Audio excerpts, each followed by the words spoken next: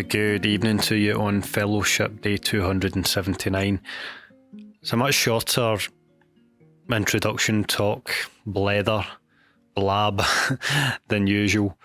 I've blown my own trumpet here, but I was pleasantly surprised to recently be awarded the Institute of Chemical Engineers Hansen Medal, and that was essentially for an article I contributed to the Chemical Engineer magazine. When I originally wrote it, I turned it into a podcast for my other podcast, the Pre-Sight podcast, to do with safety and thinking in the long term. So given that on this podcast I've spoken about safety and looking after those in your care as a leader on one of the previous episodes, I thought I would share and cross-post the podcast version of this article that's now won the award. So without further ado, and hearing me speak in my Pre-Sight podcast voice from a couple of years back, please do enjoy this audio essay on long-term thinking and safety called All the Dominoes Fall. Take care, and I'll see you soon for another full episode of the Read Indeed podcast.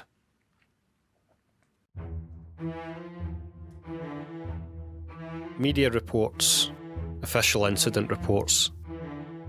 These give us a clear sense of the consequences of an accident in the short term. But what they don't do well, what all of us don't do very well, is to consider the consequences of an accident that only play out in the very long term. Hey, this is Marc Reid from Pre-Sight Safety, and you're listening to the Pre-Sight podcast.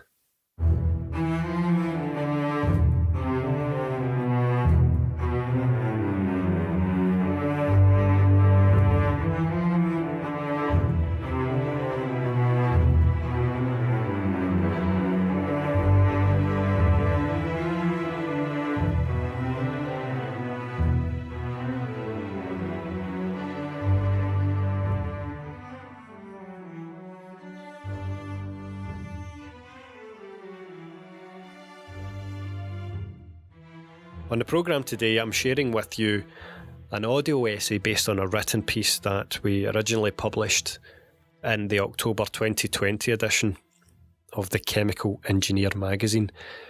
So first and foremost, before I get into what the piece is and what it was about, I want to thank the editor at the Chemical Engineer magazine, Adam Duckett, who wasn't only kind enough to sit on a video call with me and listen to the idea behind the article, but was patient enough to see that through when my young daughter, toddler of about 1.5 at the time, decided it was a good idea during that call to pick up every object she could find and throw it at the laptop. So from Adam's end, it must have sounded like chaos incarnate. My dulcet Glasgow tones were trying to get this idea across while my daughter was trying her very best to disrupt that call and break the laptop. So Adam, thanks to you for listening to the idea, wanting to take it forward for the magazine, and letting my daughter raise hell. Thanks very much for all of that. So back to this article. When I was first thinking about this was an idea that was a few years in the making, and it had to be a few years in the making because the realisation behind this only came when I started giving lectures on my father's experience of being one of the 61 survivors from the 1988 Piper Alpha oil rig disaster. And in the process of doing that, looking at some of the science behind the accident, science behind the mental struggles of those who survived, and having conversations not just with my science colleagues but professional safety colleagues, it became very clear very quickly that there was some concepts around long-term thinking that haven't really featured heavily in process safety or broader safety literature. Now, everything we hear today on the podcast is really the beginning of a discussion. So if you know anything to the contrary, please do let us know. because we'd love to feature it. But what we've brought together in this article is really, when it boils down to a call to arms, a starting point for us all to think about how we can bring long-term thinking into the safety community and our safety practices more forthrightly than they are at the moment. So, without further ado, I'm at least going to paraphrase, but try to read the article as it was written so that you can see what you think. The article is called All the Dominoes Fall.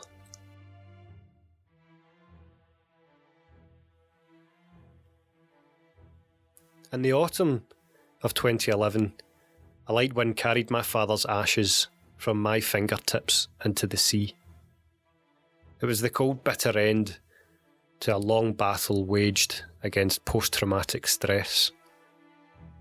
And long before alcohol claimed him, my late father had survived one of the worst process safety disasters the world has ever known. On the 6th of July 1988, over 20 years before his death, he was working aboard the Piper Alpha oil rig when it exploded in the North Sea. The accident killed 167 men and left just 61 survivors. Aged 25, Marc Archibald Reed jumped from a burning helipad and succumbed to the horrors, aged 48. But it wasn't until 30 years after the accident, when I got the chance to speak to an audience about this story, that I noticed something profound. Something beyond Piper Alpha, beyond my father, beyond me. Through the kind and captured gaze of the crowd to whom I spoke, I saw that I was filling their heads with a missing piece of the safety puzzle. My painfully personal connection to one survivor of a process safety failure has in turn inspired a new perspective on how we might improve safety culture and chemistry on both the small and large scales. While media and incident reports provide a focus on consequences of accidents in the short term, we do not tend to consider the consequences in the long term.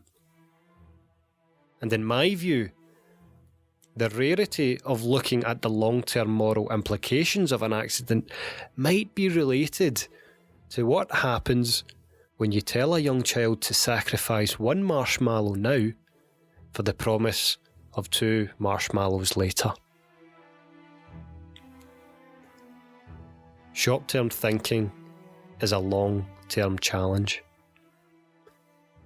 A now infamous psychology experiment at Stanford University in the 1970s asked what would become of children who could resist the urge for the instant gratification of 1 marshmallow immediately and instead be rewarded with 2 marshmallows later. Increasingly sophisticated versions of this experiment have shown that individuals and companies who are able to think of longer-term rewards over short-term immediate gains are more successful. In a related line of thought, consider the following options. You can have $50 right after reading or listening to this article, or $60 next month. Which would you prefer? Or you can have $50 12 months from now or $60 13 months from now. What's your choice?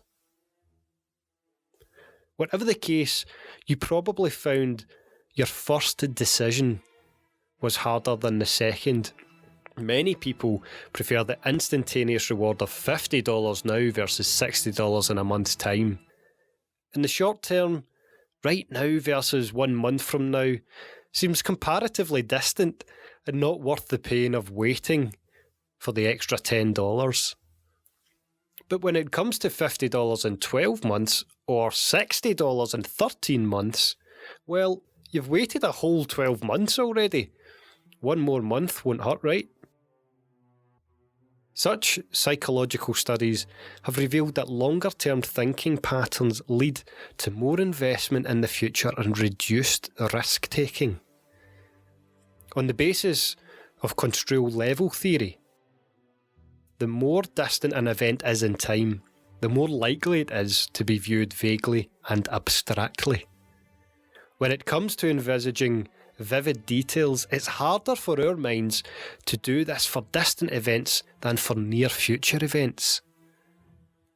As behavioural psychologist Dan Gilbert said about the future of humanity, quote, "If we are not here in 10,000 years, it is because we underestimated the odds of our future pains and overestimated the value of our present pleasures."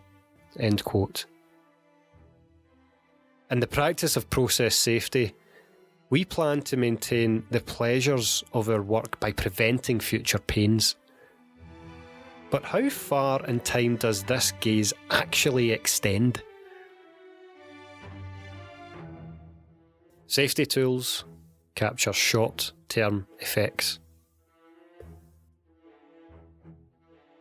There are several conceptual risk-based frameworks used to understand the additive nature of events before and after a major accident. However, there is no clear framework that encourages people to look past the immediacy of the events before and after an accident. Before we get to that, let's look at two complementary tools that together capture the causes and consequences of surrounding the short-term timeline of a major accident.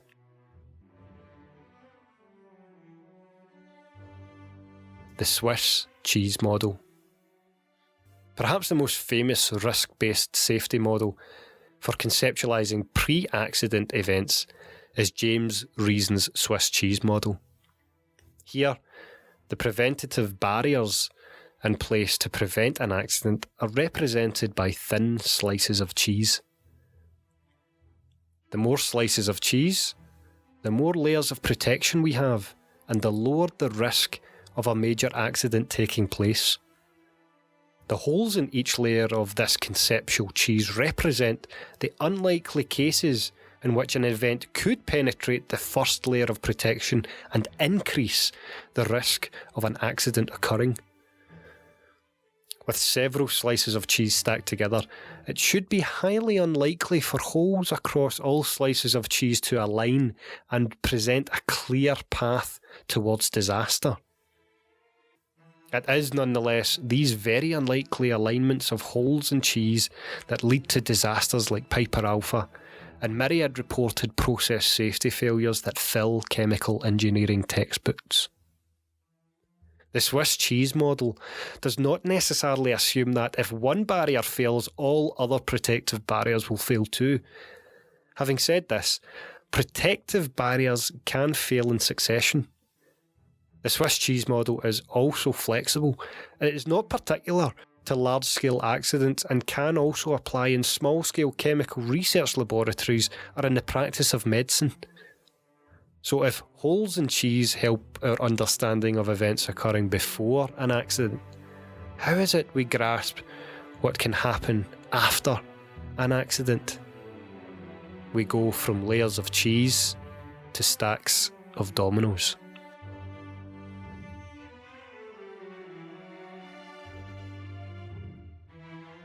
The domino effect.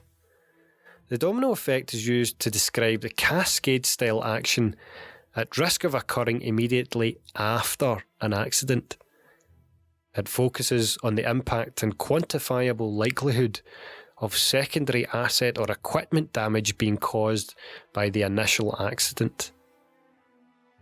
If the accident itself is the flick of your finger as it crashes into the first domino, the secondary damage lies in all the dominoes that fall, each colliding with the one behind itself. It's a concept that is directly applicable to the events occurring in series after the first explosion aboard Piper Alpha. All told, 4 consecutive blasts engulfed the platform in under 2 hours. Far more recently, on the 4th of August 2020, The colossal ammonium nitrate explosion at the port facility in Beirut, Lebanon, destroyed a nearby grain store and surrounding infrastructure over a 10-kilometre radius. These examples show very clearly what can happen beyond the epicentre of a major accident. While the domino effect is a well-established theory that does an extraordinary job of assessing the risks to assets on densely packed manufacturing sites, it does not consider the long-term moral costs of accidents, nor, in balance, was that concept ever designed for that purpose. Alongside shorter-term considerations framed by the Swiss cheese model and the domino effect, there is the opportunity to introduce a complementary domino-style concept that serves to stimulate a longer-term view of accidents. From the dust of my father's remains, there is a way to provide motivation for people to make all possible protective safety arrangements, keeping the dim and distant long-term risks in the front of our minds. The domino fallacy, looking beyond the first to see the others that fall behind. The effects of an accident like Piper Alpha can carry on through time, long after the initial accident and long after the mainstream media has moved on. The aches, the pains, the mental struggles, all fall like dominoes, one after the other, all after the first domino falls on the day of the disaster.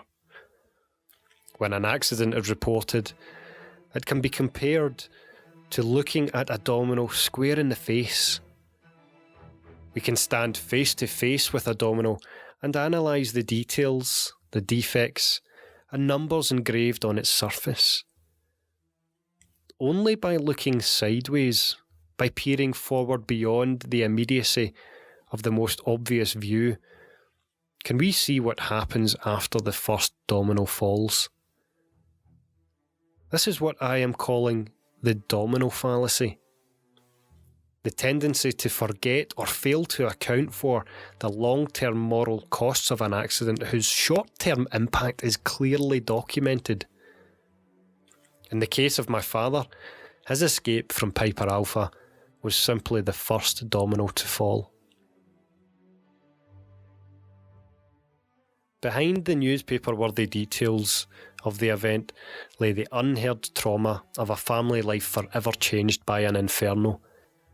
The educational details would only become clear over decades, not days. In an accident scenario, the other dominoes falling after the first might be the struggles of recovering from physical injury, the mental anguish of reliving the horrors, the strain placed on family and friends. Every process safety disaster has such untold stories tied to it. Accidents outside the realm of oil and gas or large-scale chemical manufacturing are no different. In any accident, after the first domino tips over, all the dominoes fall. But are we using this point to its full potential? Or are we still choosing to eat one marshmallow now rather than waiting on the reward of 2 marshmallows later? Where can we find the substance behind the domino fallacy? A broader look at chemical manufacturing disasters. The preventable disaster of Piper Alpha does not stand alone. One process safety review collated 70 major accidents across 30 countries in the period from 1998 to 2015.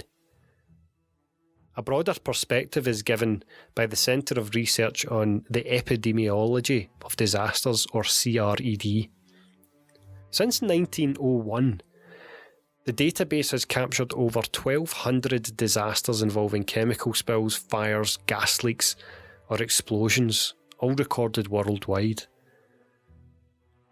In the last decade alone, over 180 chemical-related disasters have led to the deaths of nearly 6,000 people. The number of injuries is nearly 3 times the fatalities. The conservative estimate of the number of people affected by those accidents stands at over 120,000. Moreover, the CRED only includes disasters above a minimum threshold of people involved in a particular accident. The full picture is likely much bigger and darker. Inside the numbers affected statistics lie the dominoes that have fallen behind the first. These are the stories we have not read and cannot yet use in the improvement of process safety. Lab-level safety concerns. The large-scale safety concerns in chemical manufacturing also manifest on the small scale. Whilst industrial chemistry suffers many safety challenges, these sites are generally held to a higher standard of safety practice than academic laboratories. A series of university chemistry lab incidents have highlighted challenges in lab safety culture the world over, and I give you 3 examples here. The first, in 2016, Thea Ekins-Coward, a visiting student at Hawaii University, lost an arm as a result of a compressed gas cylinder explosion. She had not been appropriately trained for working with such units, whilst the likely cause was thought to be a static electrical ignition. An independent report cited a deep lack of safety culture as a core issue at the institution. As a second example, in China, a hydrogen leak led to an explosion which seriously injured and subsequently killed researcher Meng Chuanjian at Tianhua University. He was working alone.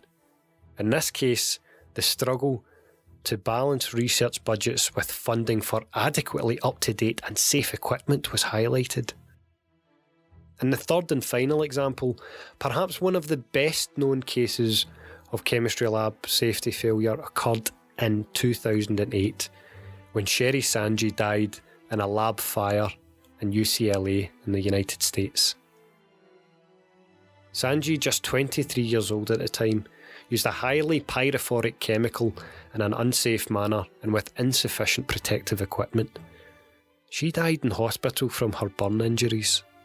Her lab supervisor was never charged, but the 10-year legal saga cost approximately $9 million in legal fees. But if these lab accidents each represent just the first domino to fall, what of the other dominoes now falling over the longer term? What of Thea, whose career has been stunted by the loss of her arm? What of Sherry and Meng's families, who now mourn the loss of their talented children?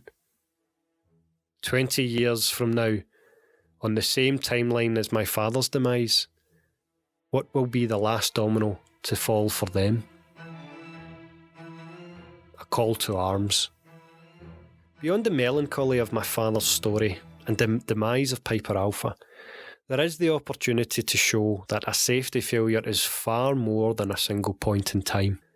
The moral impact of an accident extends over many months and years and far beyond the reported fallout of the original event.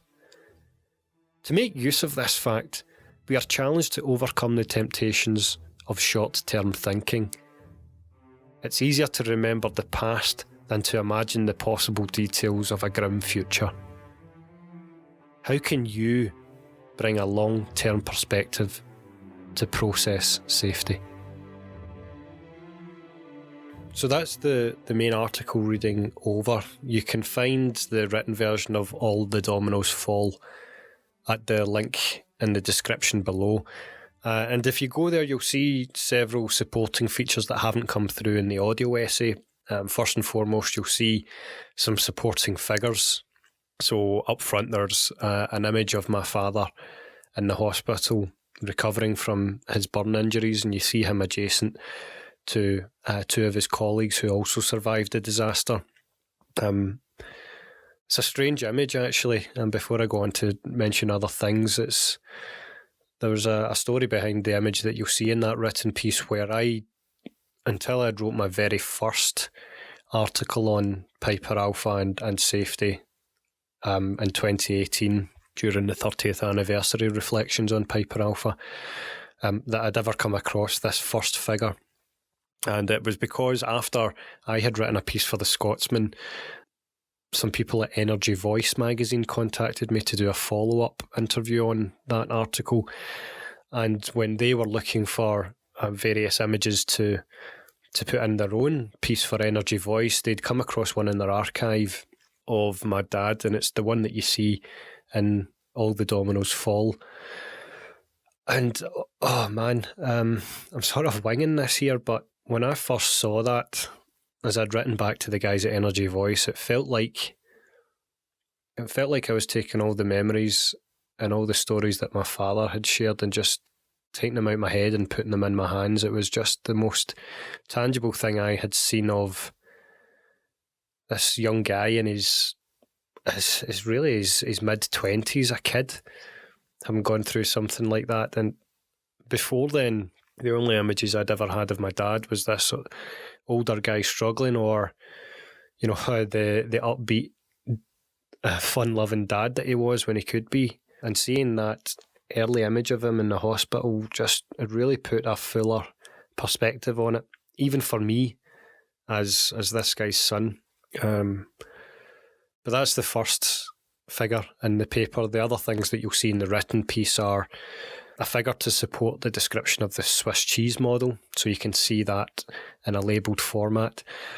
And the other figure that you'll see is to illustrate this domino effect, the short-term model for what can happen to buildings and assets after an accident. And it's this horrific aerial image showing the epicentre of the ammonium nitrate explosion and the radius of disastrous damage that was done emanating out from that centre point. It shows very, very clearly this domino effect, in that the thing at the heart of an explosion is rarely the only thing that gets damaged.